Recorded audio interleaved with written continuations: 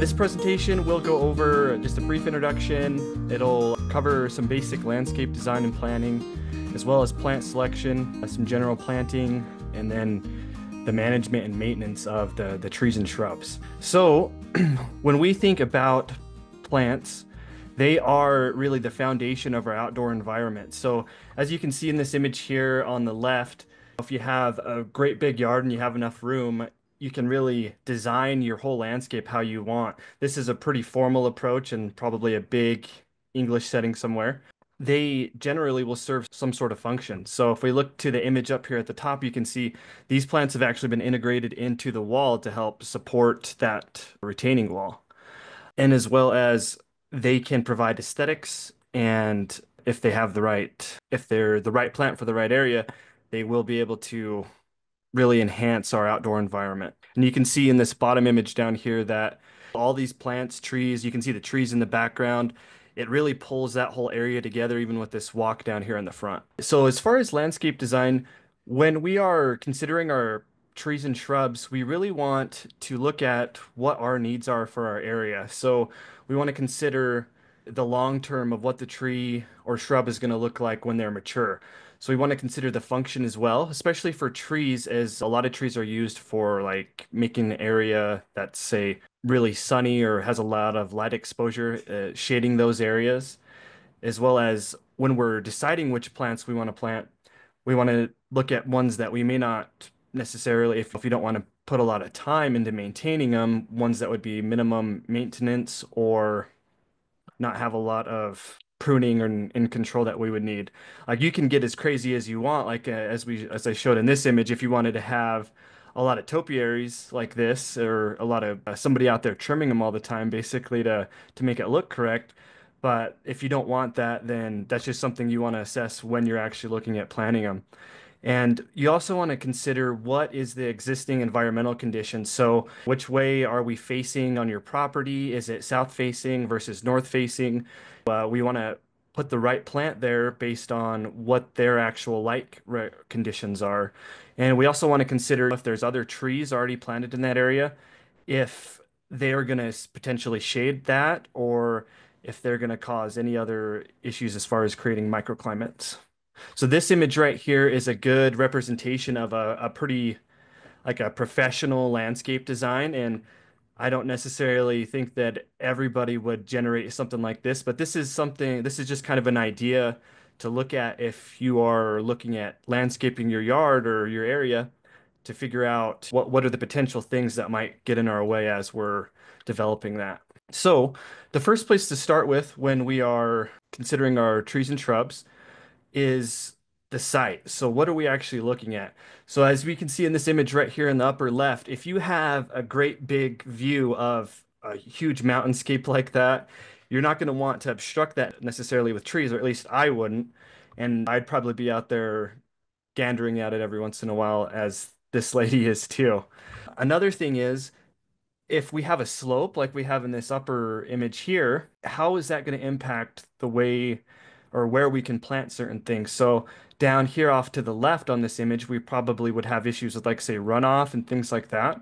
So we would just want to consider that when we're designing our area. Another thing is, what is our soil like? Our soil is kind of separated into these layers like this, and most of the roots are going to be somewhere between this O and B layer.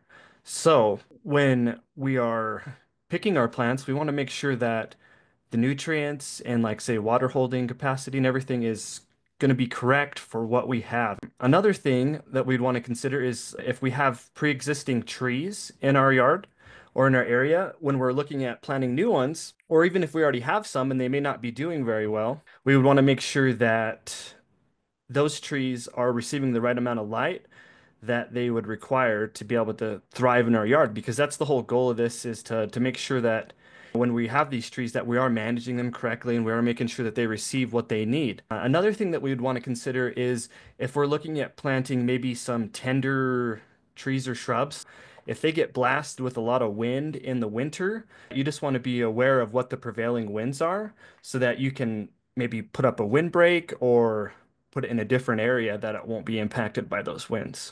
So We first want to begin by developing landscape design, and I know that both of these are pretty complex. I mean, this one's a little more simple, but we want to have some baseline of what we already have so we can have an idea of what we can add and where we can add things. With this image, you can see that they have some trees here that probably break up the property from the other ones. We have some smaller trees here, and we just want to kind of get a big picture. When we're developing this, we want to have any of our existing gardens that we have already.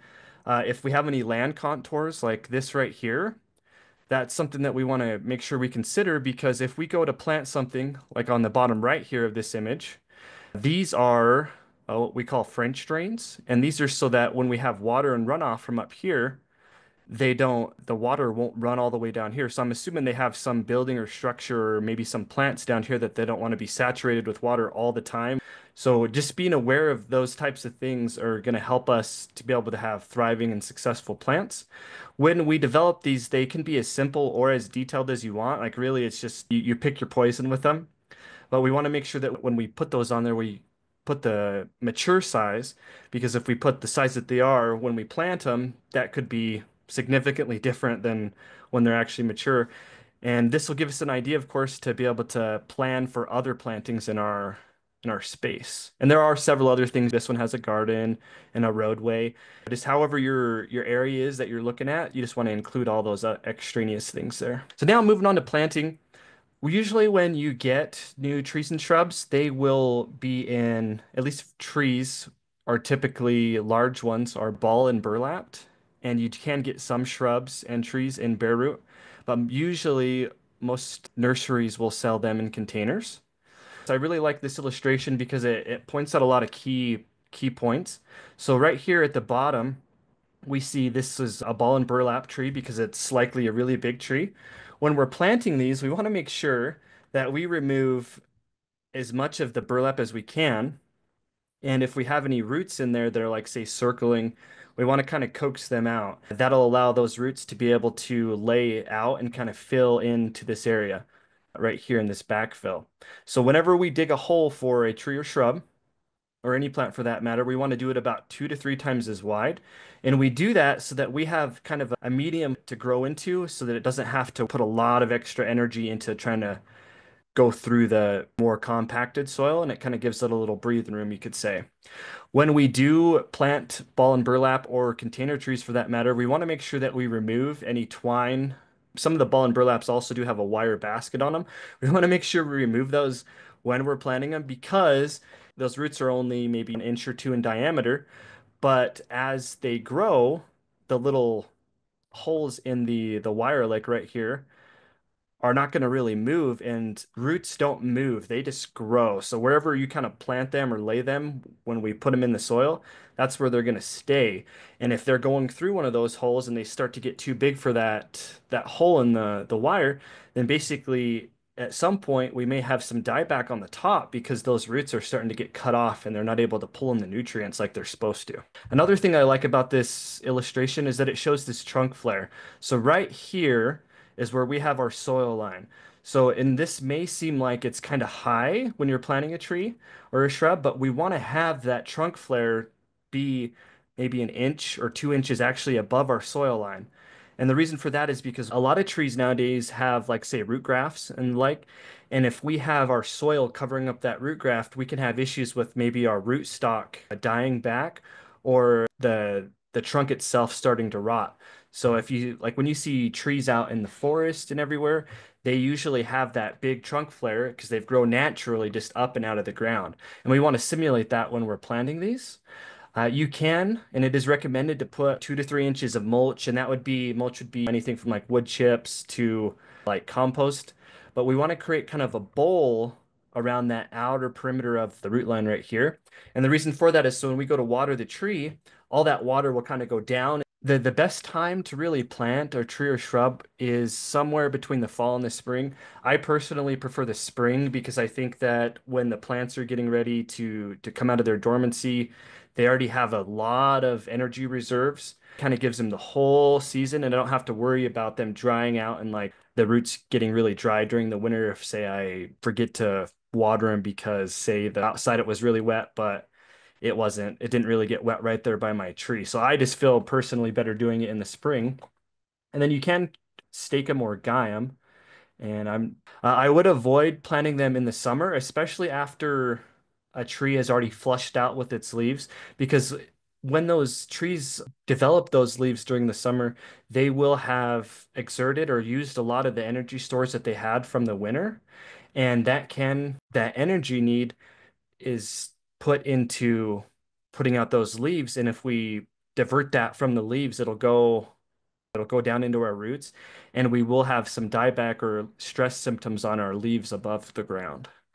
And when we do plant new plantings, we want to make sure that, especially in like I would say the first month or two, we water them weekly, but that really depends on on the temperature outside as well as what your soil characteristics are, which I'll talk about. But usually you want to give them a good watering with a slower rate. And kind of a good rule of thumb is after you water, if you can dig down a little bit and see about 4 to 6 inches in the soil, if you see the moisture down that far, then that's usually a good amount of watering for those new plantings. And usually you have to give them a little bit of extra care for them to get established for about 2 to 3 years. So now I'd like to talk about the plant selection factors. So when I think about the plants for my area, I like to think about four different things, and that is one is the function. So what is this plant's actual purpose? Is it going to be like an ornamental plant? Is it going to provide shade? Is it going to be like a talking point for my yard?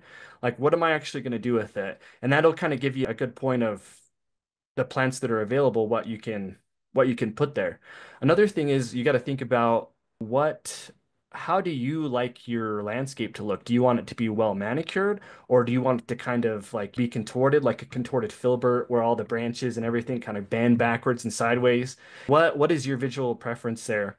And you can do some research online and find a lot of different plants that fit the needs for what you want. Another thing that we want to consider is what is your site-specific characteristics. So some trees are pretty picky about where they want to be planted. Bush that actually comes to mind is like a hydrangea. Hydrangea is like a little more acid loving, and there is a hydrangea that actually, depending upon the pH of the soil, will change its color of its blooms. So if we have acidic soil, it'll be blue. And if we have alkaline soil, they'll be purple. So if you want that blue, then you may have to do some adjustments to your soil to be able to get those blue blooms. Another thing is we want to consider what is the amount of time and management that we want to do. So really what, if you want it to have those contorted shapes and it's not like, say, a tree that normally has that, do you want to take the time to get some cool topiary structure, or do you just want something that will fill up that space in your yard? So when we're thinking about function, we can look at that from several different viewpoints. We can think of it as architectural. So in this image here, you can see they have lined this whole walkway with trees. So during the summer, it's a great place to walk because you're going to be shaded, right? So they've really defined this space as a walkway. Another way you could look at it is we could create windbreaks like we have here in this image, or even these are they could also be considered fences. So they would like delineate this this type of function, this engineering function would delineate maybe this property from this property or this crop from this crop. And then another way we could think about function is environmental, like how do we want our trees to actually provide shade, or do we just want them to be a cool little plant that we have in our yard? They can really modify the climate and make things a lot cooler. Like at my house, I have a big spruce tree in the front of the yard, and honestly, during the summer, it does make my house cooler because it is such a large tree and it does shade it part of the day. When we're looking at aesthetics, we really want to have the height and width that we have for our area.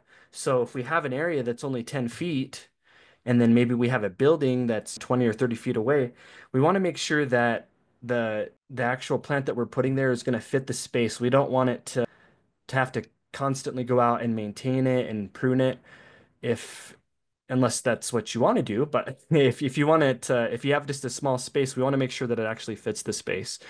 We also want to make sure that the plant is adaptable. So if we put like say a shrub underneath a big tree that we already have, and it's like a shrub that needs that full light to really thrive, that may not be a good option. So we want to make sure that those conditions in it are met for it. Some shrubs will handle a little bit of shade, but that really comes down to just the research for what type of plants we're going to grow. If we want, depending upon how we want our landscape to look, like if we want to have some type of structure or if we want our different plants to complement, we want to think about how the plant's going to look when it's like what's its natural growth habit as well as what the mature size of it will be, as well as do we want to have just like a big lush green yard or do we want to have some contrasting colors?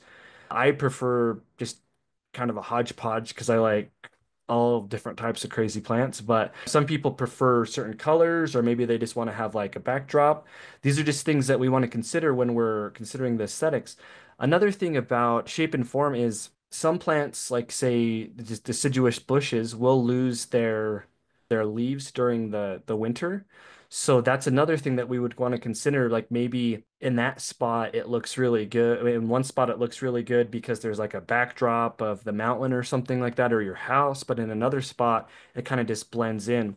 So just considering what it'll also look like during the winter, if it's a deciduous shrub, would is important as well. When we're looking at our site, so this would just be wherever we're planting, we want to make sure that we choose the right plant for the right location.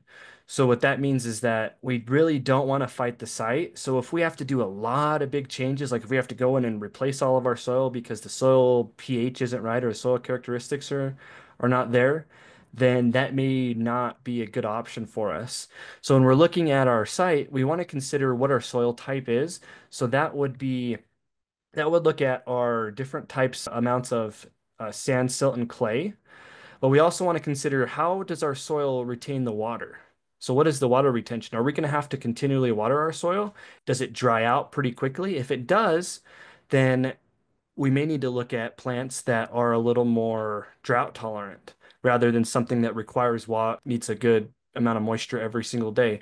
Another thing we want to consider is what is our soil drainage like? Does the soil retain the water really well? Like, does it have a lot of clay and silt so it retains our water and it kind of stays saturated all the time? As well as with the amount of organic matter and our nutrients. If we have a plant or if we have a shrub that requires a lot of nitrogen, phosphorus, potassium, we'd want to make sure that our soil itself has a lot of organic matter or about 4% if possible, to make sure that we're not having to constantly apply nutrients to that. The organic matter will help us retain those nutrients, and I'll talk more about that later, but these are just things that we want to consider when we're looking at what type of plants we want to, or what types of trees and shrubs we want to plant there. Another thing that I have mentioned a couple times is the light exposure. So what direction is this plant facing in relation to our, like what cardinal direction are we facing? Is it going to be like on the southwest side? If it is, then those plants are going to get a lot of sunlight most of the day. And here in Idaho, it can be pretty intense for some plants. So if we put a shade plant on the southwest side of our house, we're likely not going to have that by the end of the week because it's just going to be melted from the sun. So considering what type of light exposure we can get will limit our choices as far as to what we can put there, but it'll make those plants thrive more. Other environmental characteristics are what is the actual cold hardiness zone that we have for our area. You can look that up online based on your zip code, and there is a little bit of leeway with the hardiness. Like where I'm at here in Burley, actually, I think we're a zone 5, but I try to err on the side of caution because every once in a while we'll get kind of crazy frosts, or maybe the wind is just really brutal one year and it just really dries those plants out. So even though we're a zone 5, I typically try to aim for zone 4 things, and that does again limit the options that I can select, but those plants are just going to do a lot better and thrive a lot better. And again, the zone 5 plants would work here, but you just have to kind of monitor those and make sure that giving the ongoing care, especially in those first 2 to 3 years of establishment. So now I'm going to get into the bulk here of the talk, which is the management. So I'm going to touch on all of these topics, starting with pruning. So when it comes to pruning your trees and shrubs, you really need to know what it is. So identification is the most important thing when it comes to pruning, because Trees and shrubs will flower at different times of the year. Some of them flower in the spring and some in the summer all the way through until fall. So knowing what type of plant you have will tell us when we need to prune it.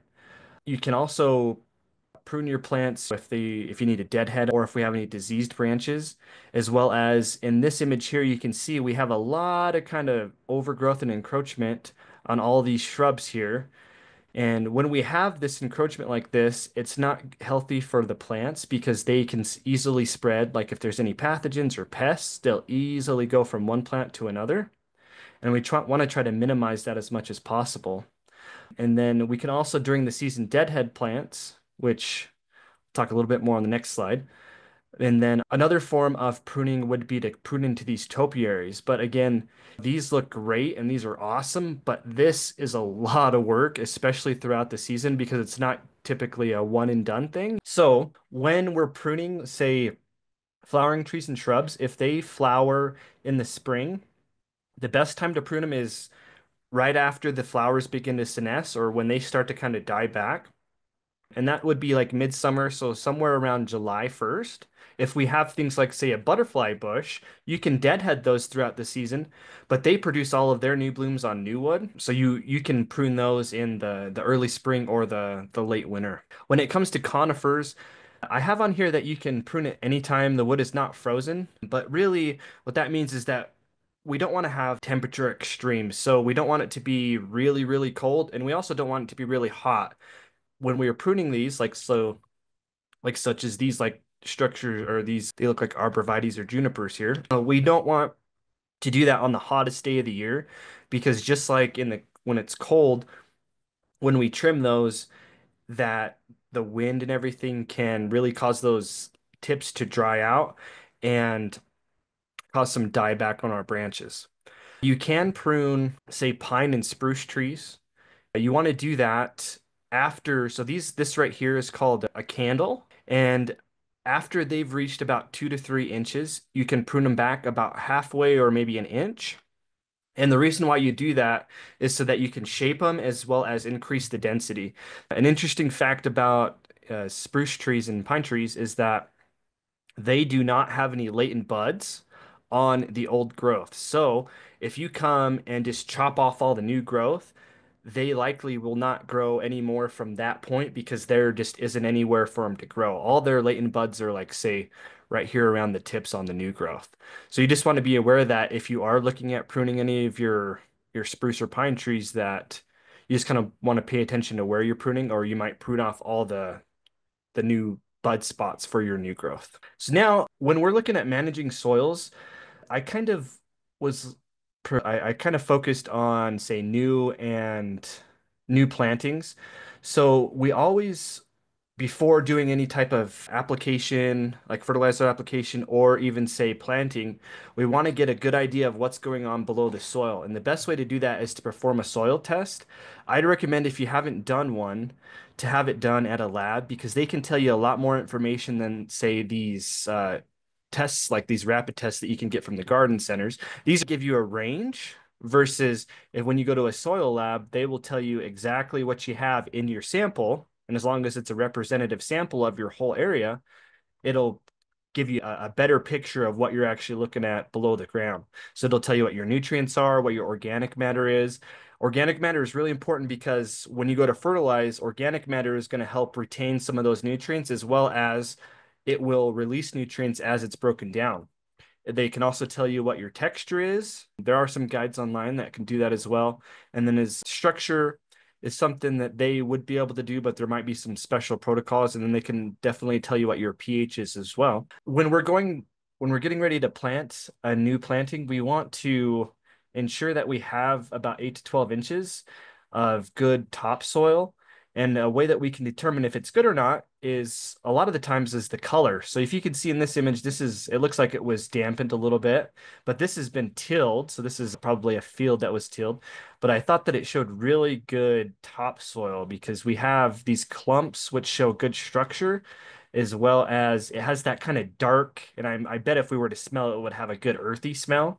And that's what we're looking for in our soil. If we have kind of a washed out grayish tan looking soil, that likely means it doesn't have a lot of organic matter or it's just really dry. And it's likely not going to be very productive or fertile for us. And we really want, for anything, we want to have a productive, fertile soil unless we have, say, some trees that can grow anywhere, like elm trees, for example, like those Siberian elms are ones that can grow in pretty much any type of soil condition.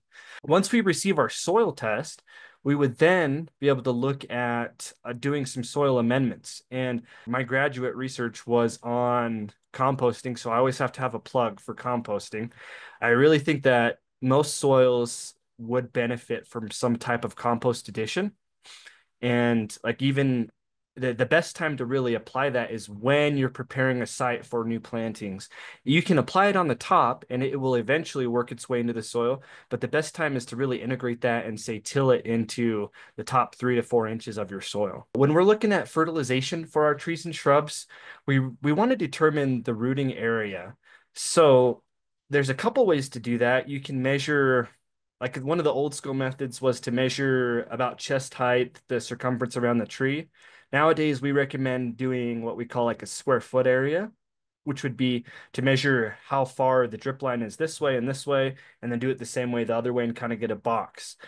And you can do this same way you can measure that the same way like you do for your lawn, for your trees and your shrubs.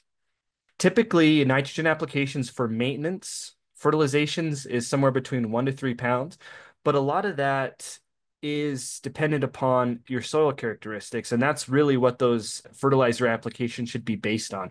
You don't want to necessarily, just because I said 1 to 3 pounds, go out and apply 1 pound. You really want to look at what is in your soil, because if you have a lot of nitrogen in your soil and you do have some organic matter, you may actually end up eating a lot more of that organic matter because it has carbon in it, and those microbes will just go crazy on that stuff. So you really want to think about or you want to look at what's in your actual soil before doing these fertilization tests. Another thing that you want to consider is what is your soil texture, which your soil sample would tell you. Because if you have, say, a really silt or clay rich soil, then that's going to hold on to your nutrients for you. It's not going to, they're not going to have, like, say, the risk of like leaching out as much. And you likely won't have to apply fertilizer as often because those are going to kind of stay in your soil profile. Another thing you want to be aware of is if you do have, like, say, some type of water source that's right by where you're planning to fertilize, you don't want to apply high rates of nitrogen because that could potentially contaminate the groundwater there. So when we are applying our fertilizers, it really comes back to what's in the soil and then kind of what our plants need. And if what's in the soil matches what our plants need, we likely won't need to do a lot of fertilizer application. Really, a mulch or, like, say, compost addition is a good option for fertilizing unless you have really nutrient poor soils. These wood chips here are great additions to your soil on the top because they also will help retain, they'll provide nutrients over a very long period of time, but they'll also help with water retention in your soil because the soils themselves won't be heating up as much from the sun. When you're looking at fertilizing, some of the key things that you want to look for is if you have a lot of deadwood or if you have, say, leaves that don't seem to be like they're the right size, they're kind of smaller than they have been in the past, or if the tree or shrub just doesn't look like it's really putting on any new growth, that would be a good time to come back to your soil test and maybe even do another one. So once we've done that one from, like, say, the lab, those ones from the garden center would be a really good point because it's not going to change that much. But if we have like a big dip from where we were at the last time you measured it, say about 3 years ago to now, that might be a good indicator that we are starting to run out of some of those nutrients in our soil. So now another big thing, especially here in, say, the desert that we live in Idaho, is water. So when we water, we want to make sure that we do it based on the plant needs. We don't want to necessarily just have water just to water just because it's time to water. We want to consider things such as the environmental factors. So was it really, really hot this summer, or was it really hot that day? And it seems like our plants are starting to wilt. That would be a good time to water our plantings. very slowly. Another factor that's important with water is what is our soil type. So if we have a really sandy soil, the water is just going to run right through it. So again, integrating the organic matter and stuff like that into our soil is really going to help our trees and shrubs be able to gather that water when they need it. Because sandy soils don't hold on to water a lot, but that organic matter help it do that. And when we're watering our trees and shrubs, we really even after we get everything dialed in and we're like, okay, we're putting out the right amount of water, we're putting it in the right areas, everything looks fine. We need to monitor it throughout the season because things change and sometimes your sprinklers will get off. And if we start to see some plants kind of drop off, then we know that there may be some issues with our water for those areas. So now moving on to pests and disease, I wanted to touch on the integrated pest management because it's really the best way to handle pests and disease in our for our plantings. So when we have these trees and shrubs in our landscape, if we have pests, we want to identify them. So you can actually reach out to your local extension educators and they can help you with identifying your pests. This right here looks like it may be a pest because it's on our plant, but it's actually a ladybird beetle and it's eating some of it looks like maybe a pesky little aphid or something like that on there. When we are looking at IPM for short, we consider all the different variables. We think of chemical as a last resort. We want to consider cultural things. So maybe we can spray if this was a different insect, we could spray them off. Or maybe there's another biological like this ladybird beetle that can come and eat it. Maybe we can bring those in. Maybe there's a mechanical method that we can shake them off.